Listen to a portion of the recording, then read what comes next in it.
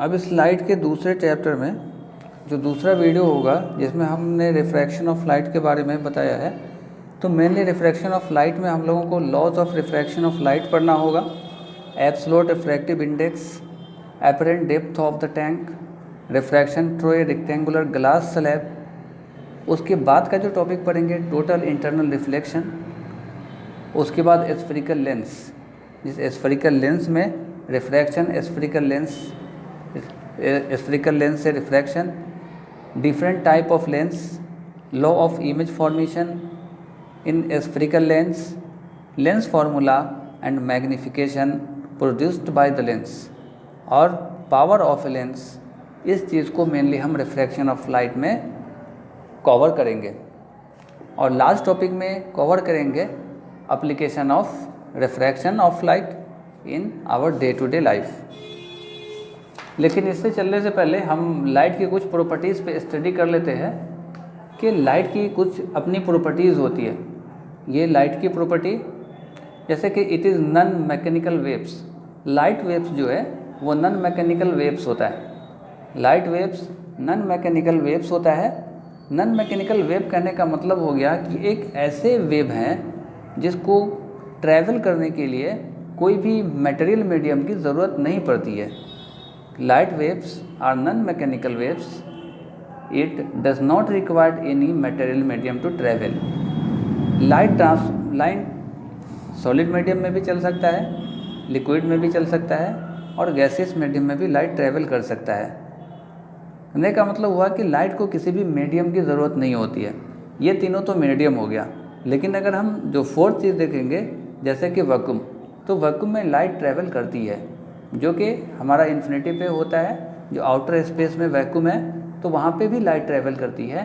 तो लाइट को ट्रैवल करने के लिए किसी भी मटेरियल मीडियम की ज़रूरत नहीं पड़ती है, इसलिए वो नॉन मैकेनिकल वेव्स कहलाते हैं।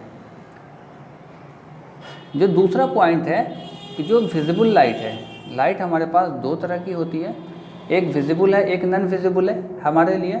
तो विजिबल लाइट एक ऐसी लाइट जिसको हम लोग देख सकते हैं, तो उसका वेव लेंथ जो है वो 400 से लेकर के 700 nm मतलब नैनोमीटर के बीच होना चाहिए। जो विजिबल लाइट है हमारा वो 400 to 700 नैनोमीटर होना चाहिए। Speed of light in the vacuum is about 3 lakh kilometre पर सेकंड। वैक्यूम में अगर हम देखेंगे तो स्पीड ऑफ लाइट वो 3 लाख किलोमीटर पर सेकंड की स्पीड से ट्रैवल करता है और वही एयर में आकर 2.99 हो जाता है और फिर अलग मीडियम में अलग स्पीड से लाइट ट्रैवल करता है। तो वैक्यूम में जो लाइट की स्पीड हो जाएगी वो 3 × 10⁸ मीटर पर सेकंड की स्पीड हो जाएगी। पता है कि जो लाइट वेव्स है वो ट्रांसवर्स और इलेक्ट्रोमैग्नेटिक वेव्स है। ये ट्रांसवर्स वेव भी है और इलेक्ट्रोमैग्नेटिक वेव्स भी है। तो ये है यहाँ पर लाइट के बारे में कुछ उसकी इम्पोर्टेंट प्रॉपर्टी है। अब हम लोग जो इससे आगे पढ़ेंगे वो रिफ्रैक्शन ऑफ लाइट को समझेंगे। कि रिफ्लेक्शन ऑफ लाइट को तो जान चुके हैं कि रिफ्लेक्शन ऑफ लाइट जो है वो एक ऐसा प्रोसेस है जिसमें लाइट किसी सोर्स से एक ऑब्जेक्ट पे इंसिडेंट होती है और फिर वहाँ से लाइट अपने पाथ पर सेम मीडियम में मुड़ जाती है। तो ये जो पूरा फिनोमेना है, ये जो प्रोसेस है, ये प्रोसेस कहलाता है रिफ्लेक्शन ऑफ लाइट। तो रिफ्लेक्शन ऑफ लाइट को हमने देखा है। अब हम देख रहे हैं रिफ्रैक्शन ऑफ लाइट। तो रिफ्रैक्शन ऑफ लाइट जो है कि refraction is the phenomena in which direction of propagation of light changes. कि रिफ्रैक्शन एक ऐसा फिनोमेना है जिसमें डायरेक्शन ऑफ लाइट जो है वो चेंज कर जाता है when it pass from one transparent medium to another. जब ये एक ट्रांसपेरेंट मीडियम से दूसरे ट्रांसपेरेंट मीडियम में ट्रैवल करता है तब। मतलब रिफ्रैक्शन जो है वो ट्रांसपेरेंट मीडियम में ही हो सकता है, ओपेक में रिफ्रैक्शन जो है नहीं होगा। पता है कि ये लाइट के मुड़ने का प्रोसेस क्या हुआ, what is the reason of the refraction of light. तो because the speed of light is different into the different media.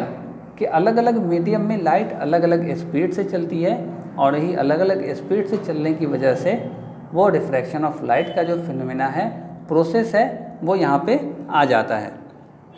तो डिफिनीशन अगर हम बोलें तो bending of light rays bending of light rays as it passes from one medium to another medium known as the refraction of light. अब जिस तरीके से laws of reflection of light था कि 2 laws of reflection of light, same type से यहाँ पे 2 laws हो जाते हैं रिफ्लेक्शन ऑफ लाइट के। लेकिन रिफ्लेक्शन ऑफ लाइट को लॉज को देखने से पहले हम देखेंगे कि जो मीडियम है, जिस मीडियम में लाइट ट्रेवल करता है, उस मीडियम को हमारे फिजिसिस्ट ने 2 पार्ट में डिवाइड किया है। तो एक ऑप्टिकली रेयर मीडियम में, ऑप्टिकली डेंसर मीडियम में। Optically rare medium is that medium in which the speed of light is more. कि ऑप्टिकली रेयर मीडियम ऐसे मीडियम को बोलते हैं जिसमें लाइट की स्पीड ज़्यादा होती है, और डेंसर मीडियम ऐसे मीडियम को बोलते हैं जिसमें लाइट की स्पीड जो है वो लेस, मतलब कि कम होती है। तो ये रेयर मीडियम और डेंसर मीडियम जो है वो कंपेरेबल है। इसको कंपेयर करके ही रेयर मीडियम और डेंसर मीडियम बनाया जा सकता है। अब कोई एक मीडियम रेयर होगा, लेकिन जब उसको कंपेयर किसी अदर मीडियम से करेंगे तो वो डेंसर भी हो सकता है।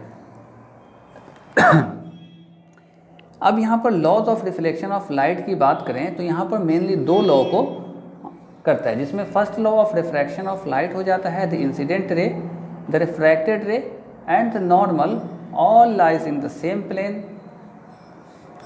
जो कि रिफ्लेक्शन ऑफ लाइट का भी फर्स्ट है लॉ। और सेकंड लॉ हो जाता है the ratio of the sine of angle of incidence to the sine of refraction is constant. मतलब जो एंगल ऑफ इंसिडेंस है, जो एंगल ऑफ रिफ्रैक्शन है, उसके साइन के वैल्यू का रेशियो जो है वो हमेशा कांस्टेंट आएगा, चाहे वो एंगल ऑफ इंसिडेंस और एंगल ऑफ रेशियो जितना भी हो जाए, तो लेकिन sine I by sine R always भी कांस्टेंट।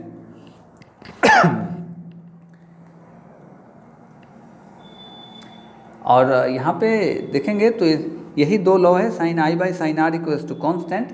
यही कांस्टेंट टर्म को रिफ्रैक्टिव इंडेक्स के नाम से भी जाना जाता है। तो रिफ्रैक्टिव इंडेक्स यहाँ पे एक टर्म है जिसमें when light passes from one medium to another medium, it changes its direction, and the extent to which the direction change is expressed in terms of the refractive index. The value of the refractive index depend on the speed of light in the 2 media. V1 is the speed of light in the medium 1 and V2 is the speed of light in the medium 2. Then the refractive index of the medium 2 will be respect to the medium 1 is represented at n21.